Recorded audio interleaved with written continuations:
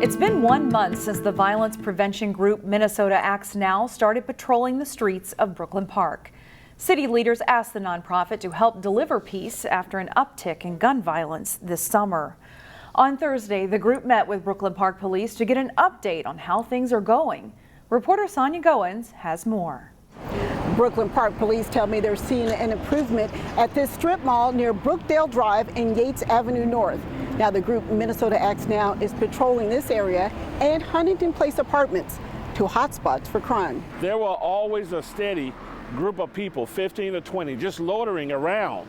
And every person that shows up to do business, people will be running up to them, asking them, hey, do you need something? So we don't see that anymore. The unarmed civilian group says the goal is to prevent crimes before anything happens. Minnesota Acts Now engages with the community, especially young people, to encourage them to lead a more positive life. These workers get paid $20 an hour by the city to provide community engagement, which they say is key to cutting down on violence. According to Brooklyn Park Police, in the month of August, there were 13 shots fired calls. And as of September 21st, there's been 8. Both police and Minnesota Acts Now say although they're seeing some improvement, more work still needs to be done to stop the violence. It's our job as bishop, as pastors, as leaders, to meet them, have a meeting of the minds. Areas that we can assist them, we're willing to help. But we are here to save lives. The group plans on working in the city at least through December 31st. In Brooklyn Park, Sonia Goins, CCX News. It's one of the questions the Maple Grove mayor says he hears all the time. When is the hospital going to expand? Today on CCX News, we're getting much closer to finding out that answer. Maple Grove Hospital hopes to break ground on a long-awaited expansion come spring. The nearly $200 million project aims to turn the hospital into what officials envision as a medical destination campus. After it opened in 2009, Maple Grove Hospital quickly became the go-to place for childbirth. Last year, it had the most deliveries in the state, with more than 5,000 babies born. But hospital leaders say there is an urgent need to expand emergency, imaging, and inpatient care. The expansion plan includes adding a total of 40 inpatient beds and adds a wing to each of the hospital's 4 floors. We believe that people don't want to go into the city if they don't have to, that they don't want to go through the traffic and the hassle, and this is a perfect location for that.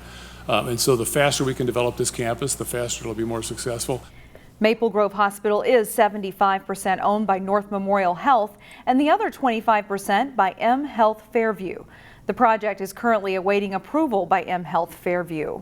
Long-range plans on the hospital campus include building a hotel for medical conferences, an innovation center to bring in medical device companies, and a destination cancer center.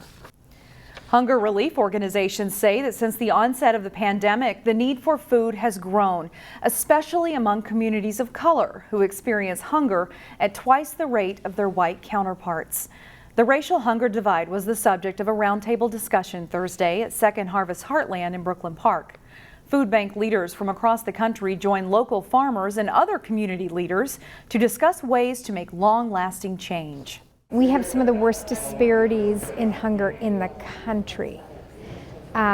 We can do better. I know we can, and we count on the community to stand with us as we tackle the racial hunger divide. Today gave me great hope that that will happen.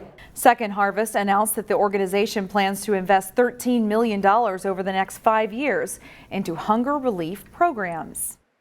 Today's standout student is a multi-sport athlete who's involved in music and student government.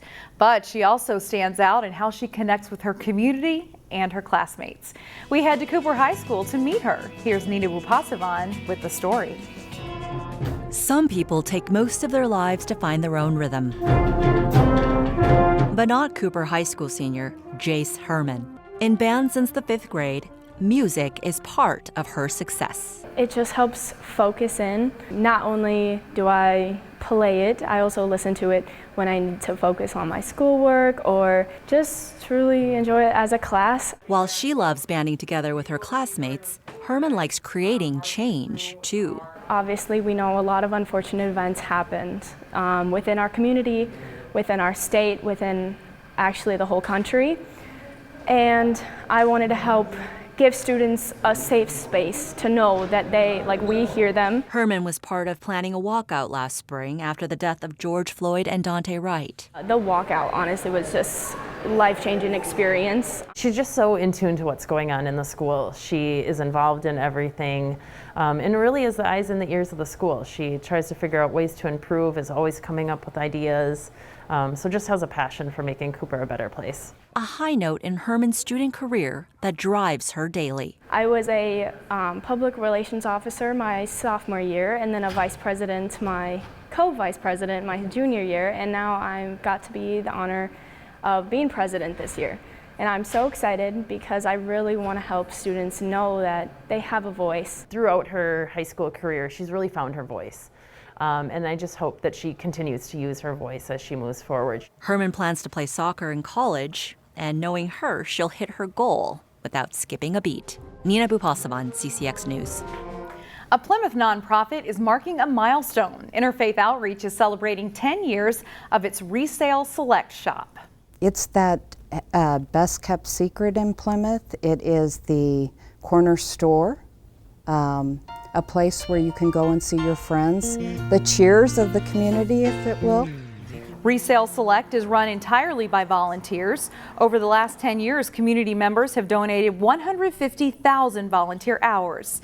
The store has an event planned for Thursday night, and it's open this weekend.